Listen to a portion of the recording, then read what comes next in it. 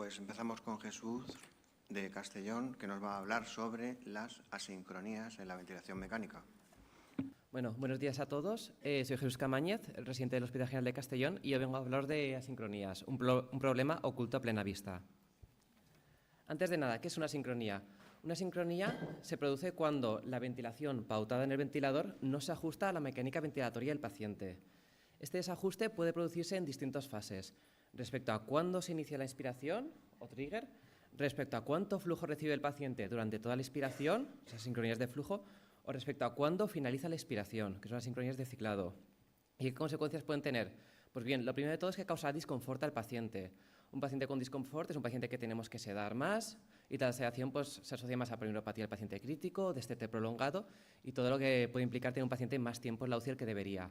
Pero no solo eso, sino que también hay muchas asincronías que pueden ocasionar un daño pulmonar asociado a la ventilación mecánica, de las que hablaremos a continuación. Vamos a empezar con las sincronías de trigger. Y empezaremos hablando del autotrigger, de la cual no he puesto ninguna curva porque la curva es igual con inspiración normal. El autotrigger se produce cuando, debido a el ventilador malinterpreta una fluctuación del flujo dentro del circuito como un esfuerzo inspiratorio del paciente. Inicia una inspiración. Esto puede desencadenarse, por ejemplo, por fugas en el circuito o por estímulos tan poca cosa como un latido cardíaco muy exagerado. Y por la parte contraria tendríamos los esfuerzos ineficaces, que son esfuerzos que realiza el paciente, pero que no son detectados por el ventilador.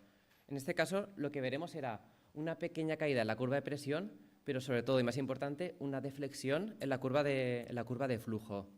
Esto se producirá más frecuentemente en pacientes con, por ejemplo, atrapamiento aéreo. Luego tenemos las asincronías de flujo. Y vamos a empezar hablando de la infraresistencia, o hambre de aire, que es cuando el paciente demanda más flujo del que le proporciona el ventilador. A partir de ahora vamos a hablar de dos curvas, la de volumen control con curva de flujo cuadrado y tiempo de meseta, que es la que más se suele utilizar, y la de presión control. Porque las asincronías serán diferentes dependiendo del modo que estemos utilizando. En los modos de presión soporte la curva será muy similar a las de presión control, pero bueno, nunca llegaremos al flujo cero, llegaremos por el 25% de lo que esté pautado. En el caso de la infraresistencia lo que veremos será una concavidad a lo largo de la curva de presión. Bueno, esta sincronía es muchísimo más frecuente en el volumen control. Esta concavidad puede ocupar toda la expiración, pero también puede producirse únicamente al principio de todo, si coincide con el pico de flujo inspiratorio al inicio de la expiración, o justo después, solo únicamente estar aquí, si es que el paciente sigue expirando durante el tiempo que nos están proporcionando flujo. En la presión control, al utilizar un flujo descendiente variable, esta sincronía es mucho más rara. Y de hecho las alteraciones son mucho más sutiles y aquí las he exagerado un poquito para que se vean bien. Lo que se produce es una concavidad al inicio de la curva de presión y la curva de flujo adquiere una forma convexa. Y por otra parte tenemos la sobreasistencia o el overshot. Lo primero es que no he encontrado en absolutamente ningún sitio que describan cómo se produce esta sincronía en la curva en el volumen control. Hablan únicamente referida a la presión control, ya que es cuando es más frecuente. Es una sincronía que se relaciona mucho con rampas cortas y con picos de flujo muy, muy altos. En pacientes que tienen un pulmón restrictivo que no es capaz de asimilar todo ese flujo tan rápidamente. Lo que vemos es un pico que se produce al inicio de la expiración y en la curva de flujo una rápida caída del flujo. Un poquito más sencillas son las asincronías de ciclado. Empezamos por el ciclado tardío. El ciclado tardío es cuando el paciente finaliza la expiración antes que el ventilador. Lo que se ve en ambos casos es un aumento de presión al final de la expiración, que se traduce en que el paciente empieza a exhalar contra una válvula expiratoria que está cerrada y que no le está dejando. Esto en el modo control de volumen control será más exagerado el pico de presión, mientras que en el modo de controlado por presión lo que veremos será esto se acompañará con una caída del flujo a cero. El contrario es el ciclado prematuro, cuya reflejo de la onda más característico, lo veremos, será este de aquí. Esta deflexión que se produce justo en el flujo justo al inicio de la exhalación y que se traduce en que el paciente, a pesar de haberse abierto la válvula aspiratoria, sigue cogiendo aire. Entonces se produce esta especie de rebote justo al inicio. No solo eso, sino que también en el volumen control, si aquí el paciente está inspirando y aquí se está proporcionando el flujo, en el tiempo de meseta el paciente seguirá inspirando. Y esto se traducirá en que el tiempo de meseta, la presión durante el tiempo de meseta caerá. Por otro lado, en el presión control, lo que pasará es que no llegaremos a alcanzar el flujo cero durante la expiración, porque el paciente, cuando llega a este punto, sigue cogiendo aire. Y ahora vamos a pasar un poquito a las que son un poco más complejas. Son las sincronías que en muchas fuentes las ponen como de trigger, pero realmente involucran más partes de la expiración. Por eso también me gusta más interpretarlas como complejas. Empezamos con el doble trigger, que es la más sencilla de las dos. Son doble trigger y trigger reverso. El doble trigger se produce cuando, ante una inspiración amplia y prolongada del paciente, el ventilador dispara dos inspiraciones. Lo que veremos es una sincronía que empieza como una sincronía de flujo, porque una inspiración muy amplia, aunque bueno, no tiene por qué producirse siempre, pero generalmente un poquito de asincronía de flujo siempre tendremos de infrasistencia, que evolucionará como un ciclado precoz, y el rebote ese del que habíamos hablado antes será tan pronunciado que disparará, el ventilador lo interpretará como un esfuerzo expiratorio y disparará una nueva inspiración. Esta nueva inspiración se produce sobre un pulmón que todavía no se ha vaciado de volumen, por lo que en el modo de volumen control tendremos presiones más elevadas, y mientras que en el modo de presión control sea un poquito más tolerante, y lo que será es meterá un poco más de aire a costa de un flujo, pero no sea un pico de flujo como el movilizado en la primera expiración, sea menos pronunciado y caerá más rápidamente. En ambos casos, esta sincronía se asocia con volúmenes pulmonares altos a costa de presiones transpulmonares elevadas, pudiendo ocasionar un daño asociado a la ventilación mecánica, sobre todo si esto se produce sobre un paciente con un distrés o con una patología en la que estamos intentando mantener una ventilación un poco más protectora. Aunque bueno, en el modo de volumen control será todavía peor que en el de presión control. Y ya para finalizar nuestras sincronías tenemos la más complicada de interpretar, la más rara, que es el trigger reverso. El trigger reverso se produce cuando, después de una inspiración mandatoria, fijaros que he hecho un poco de señal en eso porque en todas las inspiraciones que habíamos visto hemos puesto el estímulo respiratorio del paciente. Aquí no, esta tiene que ser siempre dentro de una mandatoria. Después de iniciarse la mandatoria, el paciente realiza el esfuerzo expiratorio. El mecanismo de esto no está claro, se cree que es por un reflejo del diafragma que se produce ante el aumento de volumen dentro del tórax.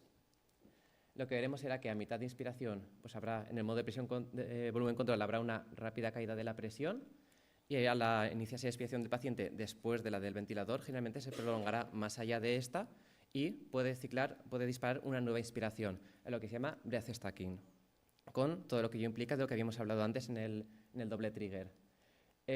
También en el modo de presión control lo que veremos es un nuevo pico en la curva de flujo, y en este caso será más peligroso en el modo de presión control, porque aunque no disparará otra nueva inspiración, solo esta nueva movilización de flujo causará un volumen pulmonar más elevado a costa de una presión transpulmonar también más elevada.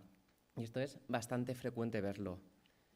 Y para acabar de complicar, el trigger reverso no se produce únicamente durante la inspiración, también puede producirse durante la expiración. En ese caso lo que veremos será como si fuera un esfuerzo ineficaz, pero más cerca del inicio de la inspiración y siempre en el contexto dentro de una inspiración mandatoria. Se están creando algoritmos para detección de asincronías que hablan de que tiene que ocurrir en un tiempo menor de 1,5 segundos, pero no es algo completamente validado hasta el momento, aunque nos puede orientar. Y bueno, eso ya está. Como conclusiones, las sincronías son frecuentemente infradetectadas, a pesar de que lo que hemos visto es que pueden llegar a generar un impacto negativo en la evolución de los pacientes, bien sea por tener que tenerlos más sedado, alargar estancias y todo lo que ello implica, o por daño pulmonar directo, en el caso sobre todo doble trigger, trigger reverso. Y después, el principal motivo de la ausencia de que esto se produzca, de que pasen tan inadvertidas, es que la mayoría de veces no disparan ninguna alarma, y la repercusión del paciente es más a largo plazo, no es completamente inmediata cuando se produce. Entonces nos obliga a estar atentos y a buscarlas. Y la mayor parte de ellas son o bien corregibles con un ajuste de la ventilación, o si no son corregibles, muchas veces lo que hacen es reflejarnos un problema del paciente que debe ser solucionado. En definitiva, tenemos que quedarnos con que la ventilación mecánica debería hacer que respirar fuera más fácil, no más difícil. Y nada, si seguimos todo eso, pues evitaremos esto, que es que si nuestro paciente se pelea con el ventilador, pues el que va a ganar va a ser el ventilador. Muchas gracias. Bueno, Jesús.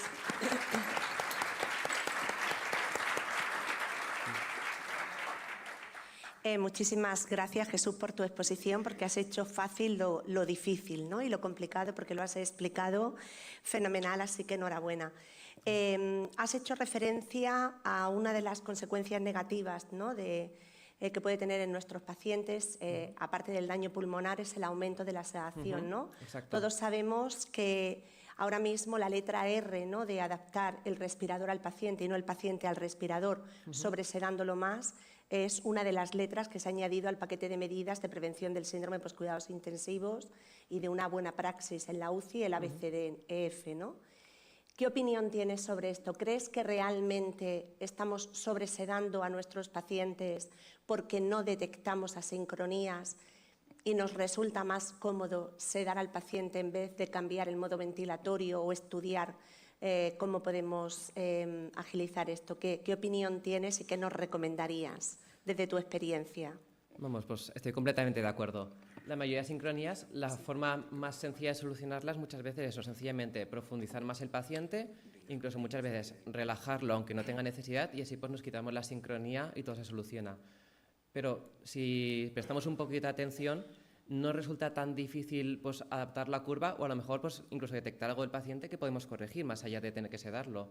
A lo mejor tenemos una infrasistencia y lo que decimos es pues el paciente está desadaptado, pues lo vamos a profundizar más. A lo mejor el paciente tiene dolor, a lo mejor el paciente pues, ha empezado con fiebre. Puede haber obstrucciones del tubo de vía aérea que muchas veces pasan desapercibidas, que nos pasó el otro día y se manifestó de hecho como una infrasistencia en una presión de soporte. Entonces, muchas veces prestando un poquito de atención y perdiendo algo de tiempo enfrente del ventilador, conseguiremos evitar pues, todo esto de sedar más al paciente con todo lo que iba a implicar. Muy bien, muchísimas gracias. ¿Queréis hacer alguna pregunta a alguien del público? ¿Alguna duda? ¿No? Pues muchísimas gracias, Jesús. Enhorabuena. Gracias.